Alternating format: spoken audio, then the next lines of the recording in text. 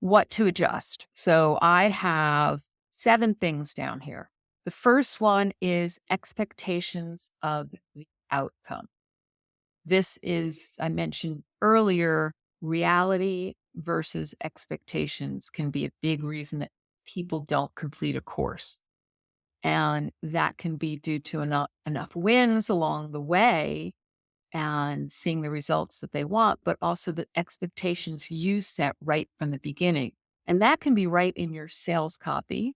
So that's one example is have you made it clear what people are getting out of it, who it's for, all the different benefits. We talk about benefits. You'll see sales page copy that makes it sound like a course is delivering the world and making this magnificent transformation. And marketers can go over the top with the promises there. So you want it to sound really beneficial and this great transformation. But if you make it too salesy and too much hype, then you can't possibly deliver on that.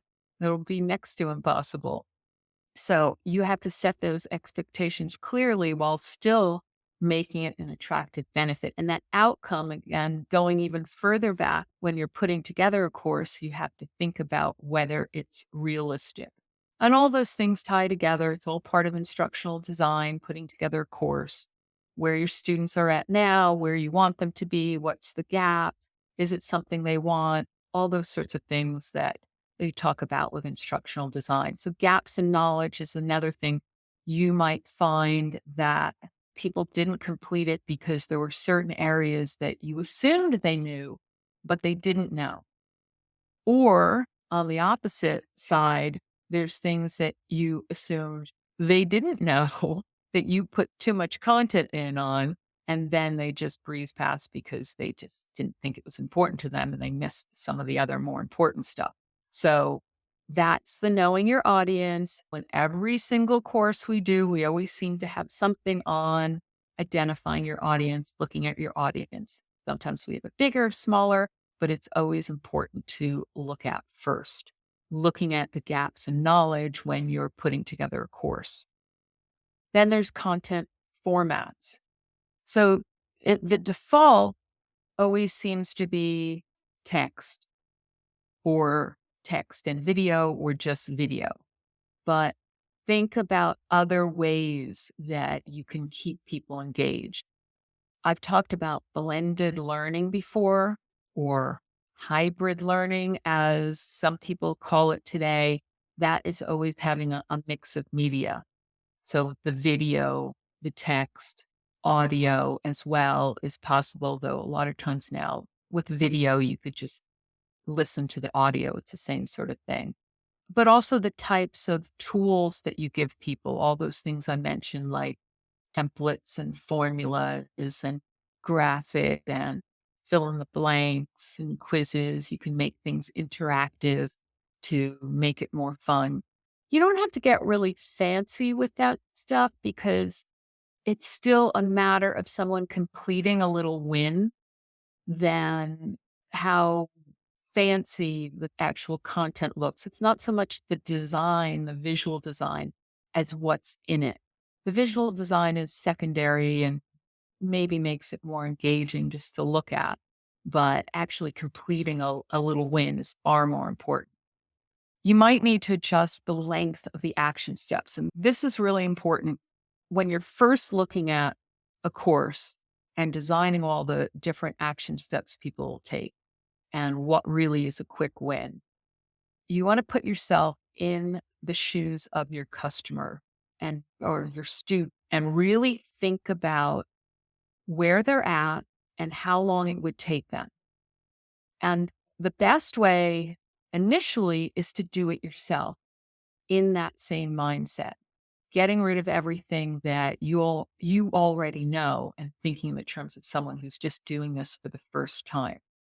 Then to actually test it out with someone who doesn't know the topic, that would be another way to determine whether the action steps are too long.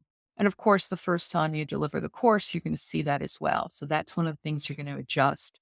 And usually people make the action steps too big. So you're likely to have to break it down instead and just have them do one thing at a time. So that's something to look out for. tools provided. I mentioned that with the content formats. This is just another example of the templates and formulas, but also maybe which software you recommend and being able to give them some tutorials and that. They'll always recommend something that you can actually help them with, something that you know, rather than just saying, here you go, use this. So that would be another thing as well. Any sort of recommendations, resources, extra things that'll help them complete their steps. The timeline for completion is another thing you might want to adjust. If you're doing this live, you might need to break it up more and say, give people a little bit longer, or you might even reduce the amount of time because as a task tends to expand based on how much time you give someone. If you only give them an hour, they'll take the full hour. If you give them 30 minutes, they'll do it in 30 minutes. But again, make sure that it's realistic. So look at that. You might drip things out over a longer period of time or a shorter period of time. It's all going to It all depends on, again, your audience. So that's another thing to test.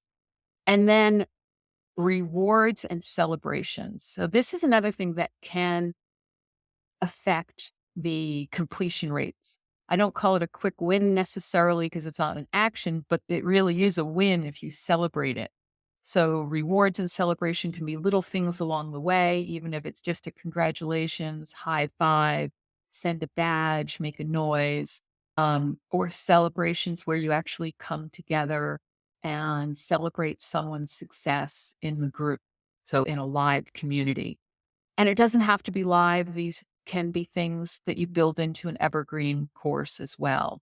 Completing a quiz correctly with a high five noise. There are tools that do this now that throw confetti everywhere on your screen and make a noise. That gives you a feeling of accomplishment too, not just the actual win.